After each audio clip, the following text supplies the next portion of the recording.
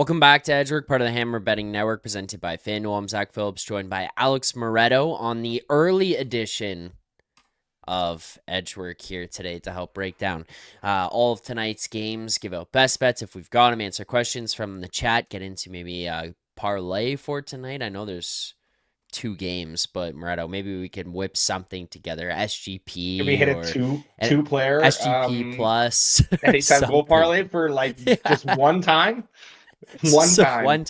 one time, we'll figure it all out. We'll recap yesterday's bets. But before we get into anything here, you guys know it, and if you don't yet, with FanDuel, you can turn a little hockey hunch into something even more. FanDuel is the hottest same-game parlays found on the Parlay Hub. Lace them up and follow your bets with player prop tracking or bet on the fly with the Pulse. Make every NHL watching experience more with FanDuel, North America's #1 sportsbook. Right now, new customers kick off the season with $200 in bonus bets guaranteed. Just place any $5 bet. You get $200 in bonus bets, regardless if your bet wins. Please play responsibly. You must be 19 plus, physically located in Ontario. Gambling problem? Call 1-866-531-2600. That's 1-866-531-2600 or visit connectsontario.ca. Okay, let's start with this, Moretto. We had 13 best bets yesterday.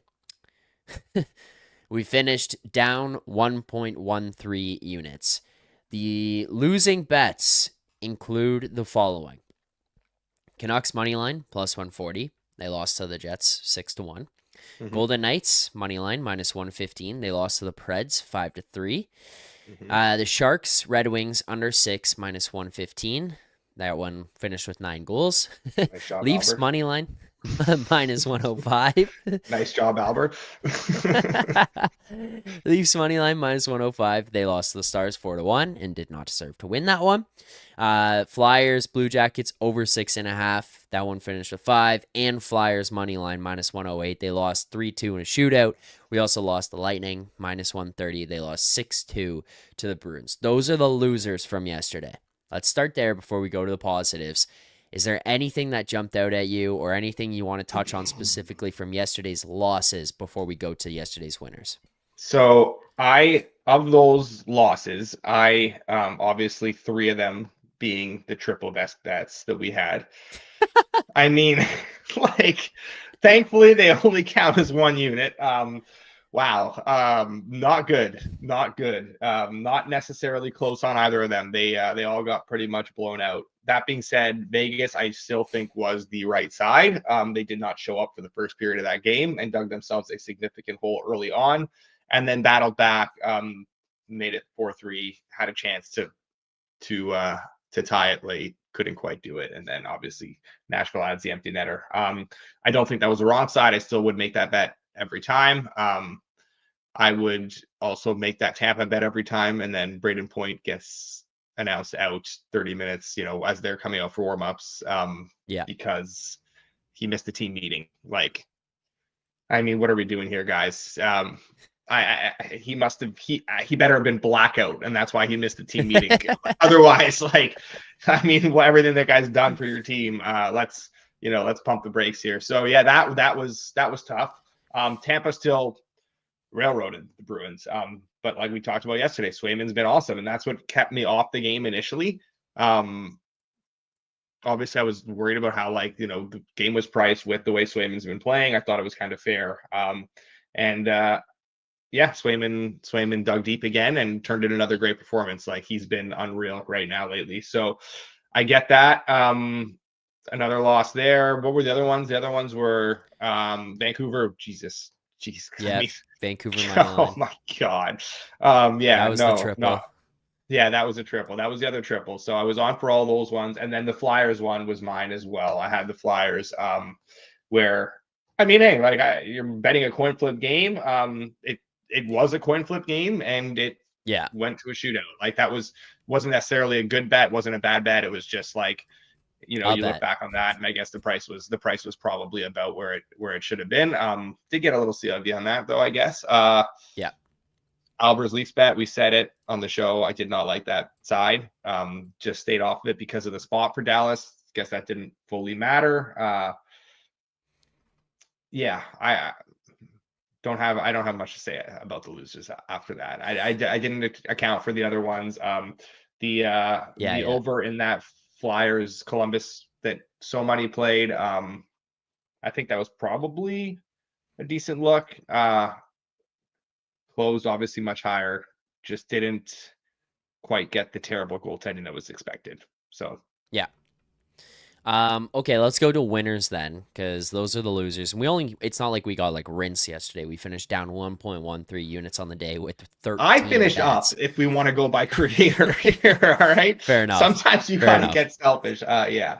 But yeah. So here are the best bets from yesterday that won. Rangers Avs under 6.5 minus 112. Habs money line plus 135. They beat Utah there 5-3. We also had the Sens money line plus 100. Panthers Devils under 6 minus 110. Panthers money line plus 135. That one Panthers won that one in a shootout yesterday. Mhm. And then we also had the Ducks Caps under 6 minus 110. Washington won 3-0. So those are the winners from yesterday. Anything to kind of touch on with those ones before we go to today's games?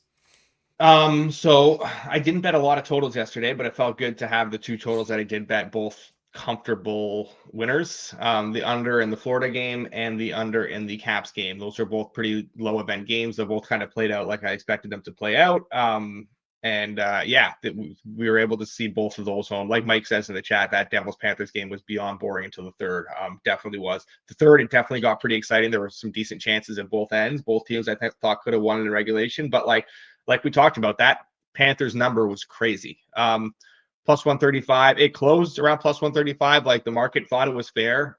So like fair enough. I guess I'm obviously in the minority here. I'm not going to sit here and like victory lap it, but like I'm not saying I'm smarter than the market or anything like that, because I'm definitely not. This is a very efficient market, but I did think I saw something off with that. And we did get Florida's A game. Like Florida did not turn in much of a performance against the Flyers on Monday. They were kind of chilling in that game. They had a lot left in the tank, and they came out last night and they played Florida Panthers hockey, and Yeah. Devils couldn't really get anything going, and Florida was able to generate a little bit. And they had the better of the game, and they ended up, I thought they were deserving winners in the shootout. Like obviously the shootout is a bit of a coin flip, but like they deserve to win that game probably before that. So I think that was the right side there. Those are yesterday's winners and losers. Quick recap there. Let's run through chat here. So, Claudio S., what's the season record and why are there so many unders in the NHL? Well, Moretto, while I pull up the season record, do you want to discuss the unders or try your best to answer that question? I honestly don't even want to give an answer because I don't know how many unders there have been this season. I don't know if there are or there have been more unders or not. I honestly don't know. I don't have it. I don't have a good answer for that, so I don't want to just bullshit here and make something up. Genuinely do not know if there have been more unders or not this season. I probably should be looking big picture a little bit more so than I do, but it's with how many games are in the NHL, like on a night to night basis, it's very hard to just kind of, you know, look at those bigger picture things. I'm focusing on, okay, what's coming tomorrow? What's coming tomorrow? I'm prepping for bigger slates. So yeah, I have not really looked into that at all. So I don't even know if there's truth to that. Maybe there is. Season record. We are over three. We have 337 bets. We are 153, 170, and 14. We are down 5.2% ROI. This has been the slowest year or worst year for us here so far, especially to this point in the season as a collective. So, what if we remove Alber from that? Then what would we be at? Or we shit. can't do that. I don't think I can do that because if I do UN so money, it'll double count them. Oh, okay. Gotcha. Yeah, I Gotcha. mean, let me see. We could see by the filters if we could see by filters if we want to here though. We could see tags. So we can do Also, Moretto. not trying to pick on Albert. I know that he would be the first person to come on here and say that he has not had a great season. Yeah. Moretto is 95, 87, and 6, up 2.26 units with a 1.1% ROI over that's 188 bets. So money would be as it loads there. So money is down 5 units with 58, 62, and 4 record, and a negative 4% ROI. And we can find out Alber here. Alber is, as I'm getting the spinning wheel of death, there we go, down 9 units, minus 9.9% ROI, 38, 45, and 4 for Alber on the season. Okay. There you go. That's the breakdown. Okay, we got 2 games here today, Moretto. So let's get into each of these, and then we'll have a little bit of a discussion at the end. Maybe figure out if we can get a parlay or something going for tonight. But let's start with Carolina Buffalo. The Hurricanes minus 205. The Sabres plus 168. 5.5 total right now. Plus 106 under, minus 130 over. Is there any interest in this game at all? 6 is elsewhere, obviously. So, um, I don't want to like force something just so that we have a bet on this game. But like I will, it's kind of run a tad here. So I was leaning heavily that way. I didn't quite pull the trigger. Now it's gone a little bit, but I think we can just go ahead and that's fine. We'll lock in an under here. Under 6. Can we get an under 6 minus 120? Yeah. We'll do a under 6 minus 120. There's plenty available. Okay. So Carolina, they're kind of like 2 different teams. They're like the team that plays against good teams and team that plays against bad teams. And when they do play against these bad teams, and you can say what you want about the Sabres, but they do fall into that like at least lower tier category.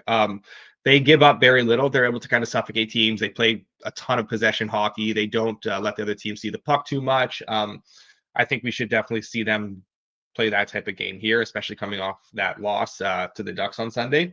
And Buffalo they've had a nice uptick defensively. Like they're playing some much, much better defensive hockey, especially with Dahlin in the lineup. Dahlin is awesome. And you can just see the difference he's made since he's come back for this team.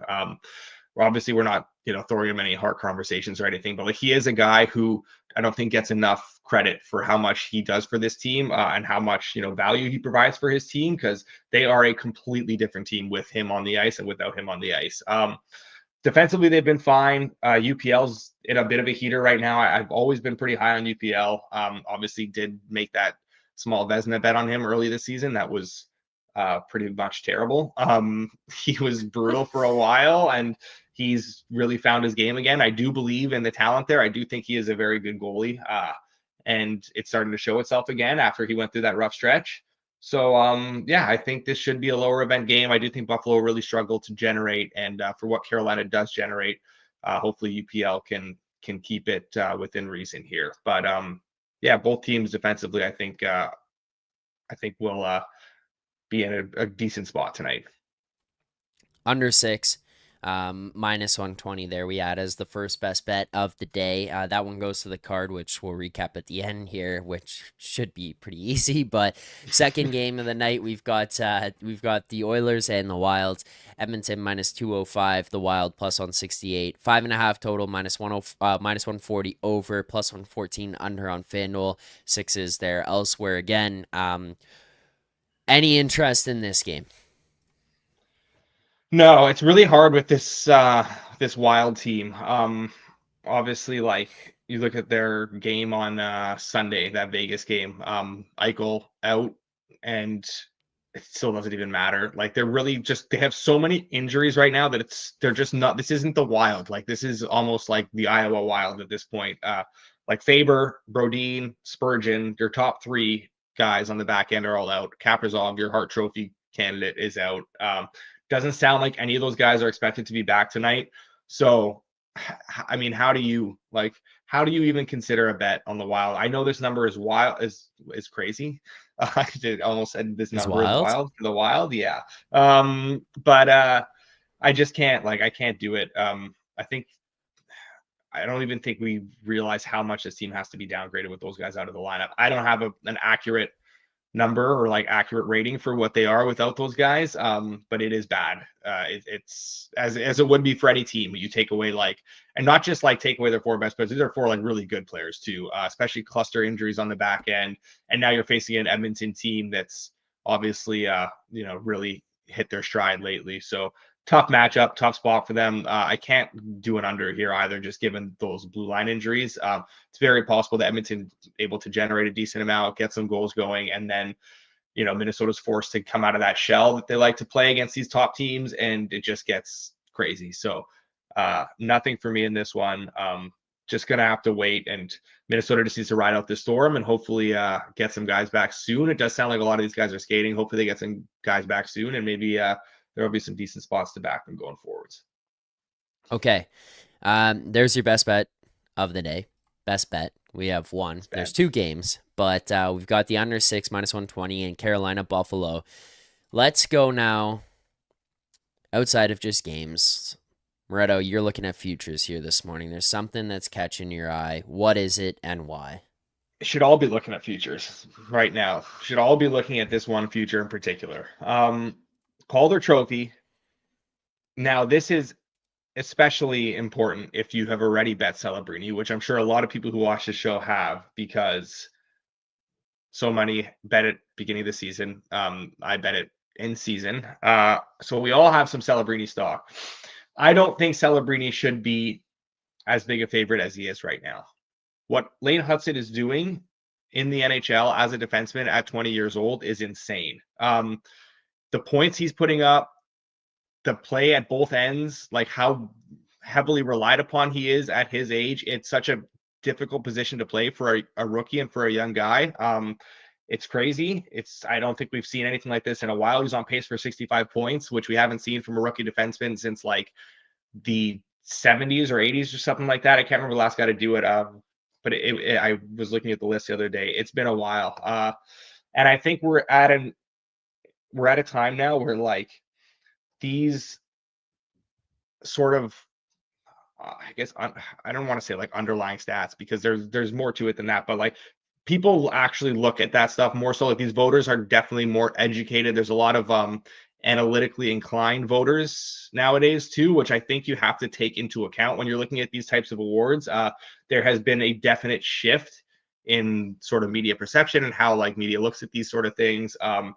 I think this is only going to get better for Hudson, where he's at the production he's had the production he's had up to this point without playing on the first power play for the first 2 months of the season, playing on a team that was really struggling in the first 2 months of the season. And he's still gotten to this point. He's just getting better every single night. And like now we're seeing, he's his last 22 games, he's got like 24 points or something like that. I don't know if he's going to be a point per game player for the rest of the year, but I don't see many signs that this is going to slow down, because it's only getting better if you watch this team every single night. So I don't think that Celebrini should have this big of a cushion. The Sharks team is bad. They are struggling. It could get even uglier down the stretch if they decide to trade off more guys and he has even less support up front. So I think that honestly, at this point, anything with a plus in front of Hudson is a pretty good bet right now. There is a plus 195 at FanDuel that we're gonna add to our card here, our show futures card. So that'll go in there. As that goes in, Moretto, looking ahead to tonight's games, want to get onto some type of parlay here if possible. Is there any way we should go about this? I'm thinking we go to the Buffalo Carolina game, do the under 6, and then maybe we try to find some stuff using the BetStamp Pro tool that could go in there. Like I'm looking at maybe some inverse correlation things, like Dylan Cousins to record a point in that game, plus 152 while we're looking at the under. If you look on FanDuel, that one is up there in terms of edges for today's games, but like some stuff like that to be able to throw in. Yep, I like that. Cousins points with under and Carolina money line. It's very all right. All right, inverse. let's see. Let's put this together. Under Carolina money line and Cousins as I get to that page. There we go. We had to go with the under 5.5 if that's all right, rather than the 6. It can't be combined in here. So under 5.5, Canes money line, Cousins point. $10 pays you 133. I think that's not bad. It's a nice little Something. parlay to have for the night. It's something to do there. Or Something to as watch. Connor says it in the chat, the rare 6 o'clock national TV game. Yeah, seriously, what the What hell's a going league. on? What a What league. a league. Any final thoughts here today, Moretto, before we wrap this one up? Not really. I did want to ask you about the Leafs maybe a little bit. Just get your thoughts on what's going on there ahead of I was bringing my kid to daycare this morning. I was listening to Sheldon Keefe on TSN radio, and he was talking about the game tomorrow night and his time in Toronto, and I'm like, yeah, I want to hear your thoughts here ahead of a big game against the Devils tomorrow night.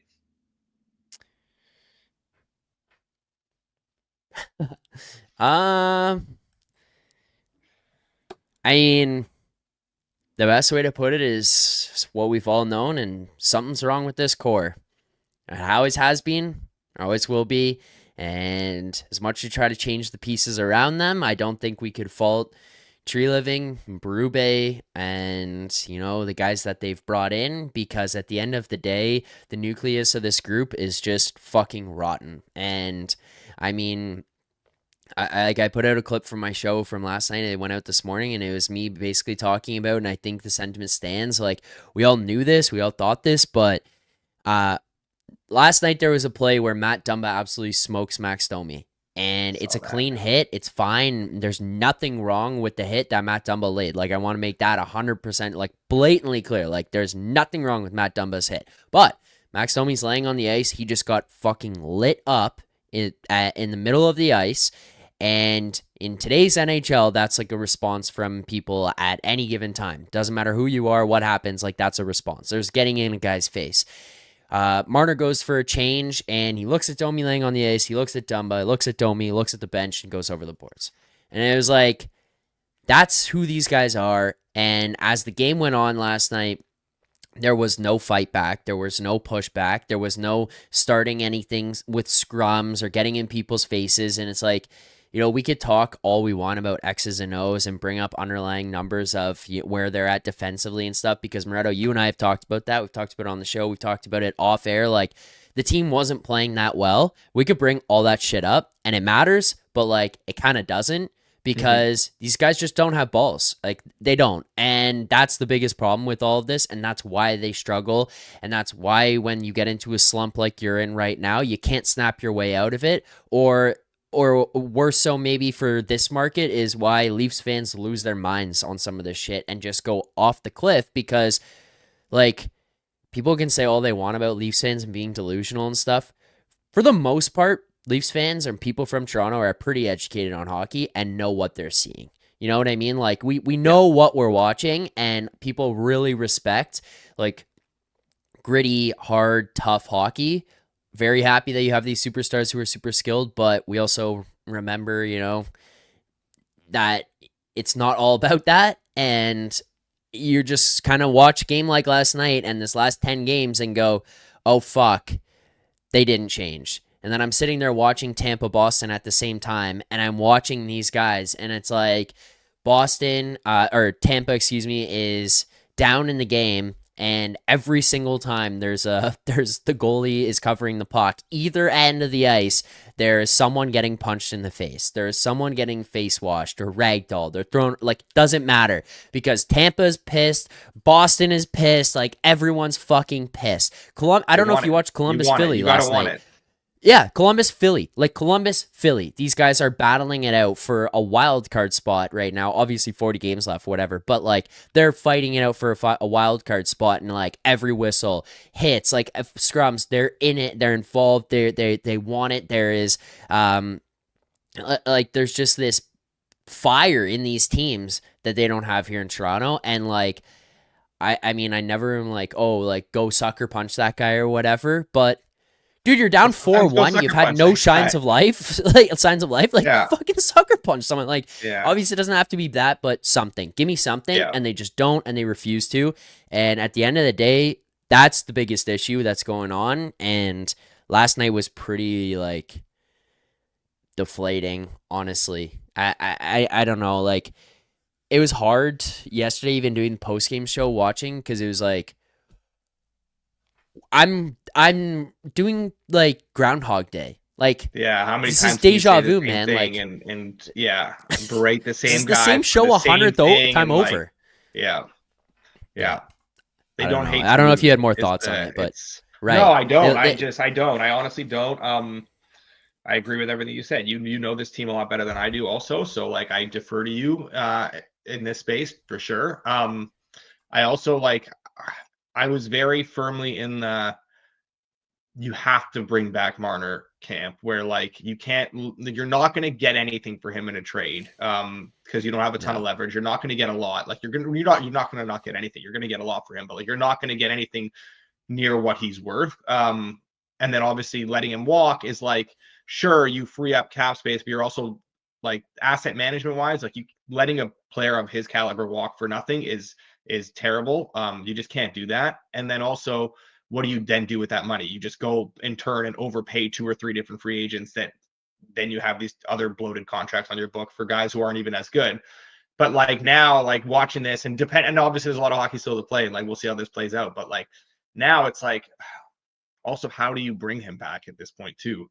And Yeah. like just keep doing this, running the same thing. It's a really tough spot to be in. I don't envy Trey Living at all. I just yeah, I'm not sure what they do here. Also, like to not don't want to make this like Leafs talk radio, but like here's the other thing to throw out there, which I know you'll love, but like right now it's like making me sick. Is like yesterday Matthew said like we're facing adversity right now, whatever, and it's the right thing to say. Like there's nothing else he could possibly say in Mm-hmm. that moment. Yeah. Like there's nothing. So whatever he says that's fine. And then I got people being like, well, yeah, you'd rather have the adversity now, like, we'd rather have it here in January and then you get out of this. Like, I'm not exaggerating when I said this is the exact same pattern every single year. And Mhm. the thing that like fires up every other fan base that hates us, our Leafs fans, is you watch at the beginning and they have a slow start. And everyone's like, oh, the Leafs fucking suck. And then all of a sudden in November, they come out of nowhere and they light the world on fire. And sometimes it can last through December for a little bit, but then at the end of December, it falls off a cliff. And then January, it's this lull, and it's like, oh, is this team that, should we even. Literally, there's questions asked last night. Yeah. Should we even trade at the deadline? Like, this is a conversation going on right now. Like that's coming up. Okay? And then you know what happens? You know what I guarantee you will happen, Moretto? Snap out of it. Boom. Team is back. For They sure. look great. They go on this run. We go to the deadline. We acquire some big pieces, and we've all been bamboozled again. That was just a lull, and we just faced adversity. And then we get to the first round. We lose in the first round, and it's like, whoa, what happened? Well, maybe who they were in January is Not who have they seen it always were. coming. Yeah. uh, Yeah. It's crazy. It's literally like you see the same. They're just going through the exact same cycle, and you see the same headlines. Just maybe the names change a little bit, and everything else changes a little bit, but like it's the same big picture every single year. It's crazy. yeah. And this And was the now, year I was like, if that January lull comes, just if you can make it, if you can soften the landing, I will believe in this team more because I know the lull is coming. Like every mhm. team has a lull. Every I team know goes the through lull all. is coming. Yes. Yeah.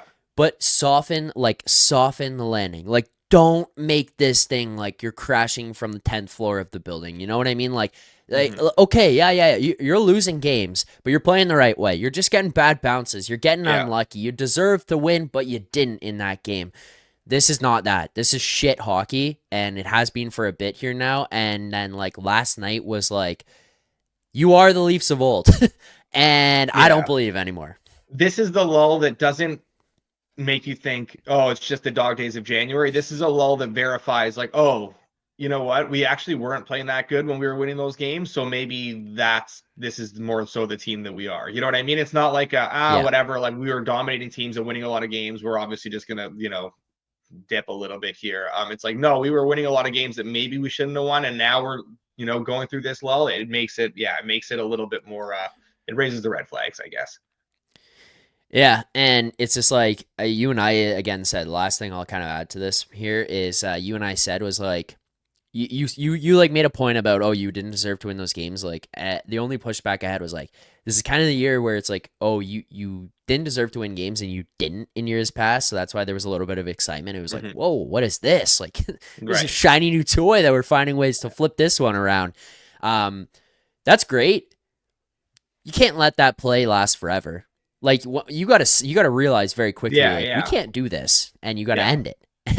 And maybe you lose that game. And there's gotta be a real pushback, like a real like noticeable pushback in like you gotta see it in like the way that they approach these games, right? Like the urgency. It's like I heard I can't remember who, I think it was Kyprios and Bourne. I was listening to them on the radio the other day, and Kyprios, who I know people, have their own thoughts of him or whatever, like you may think of him. I like him. He made a good point where like Berube is doing his best to change this group where like, look, I'm not like changing a ton about you guys, but like I want you guys to be able to get pucks in deep and this and that. Like that's all good. It's like, hey, do what you need to do. Like instead of like dipsy doodling through the neutral zone and trying to like carry pucks over the blue line and make plays every time, let's just get pucks in deep. And it's like that's great. And you can have a coach that's like, trying to ingrain that in you. But if you don't have the players who are then going to chase those pucks and win those battles, it doesn't matter if you're trying to play the right way. Yeah. Yeah. And I thought that was a really good way where he put that, where it's like, you know what, Berube is trying to make a noticeable difference on this group, but like maybe at one point you just have to look at the players and be like, these just aren't the players for that. Yeah. It's like the power play. The power play conversation. Like it stinks every year in the playoffs. It stinks every year in the second half of the season. And then all of a sudden it stunk a whole year. And it's like, oh, it's Mark Savard, which, I mean. Yeah, he's not helping. I don't think he's very good. I will say that. He had a 17.9% power play percentage in Calgary. He had a 2-year deal. And after year one, when the Leafs called, they were like, oh, yeah, he's yours. Yeah, here you go. Get him out here. Like, but you know what hasn't changed? The 5 guys on it. They've been the same guys for like 6 years. Yeah. So maybe it's just the same.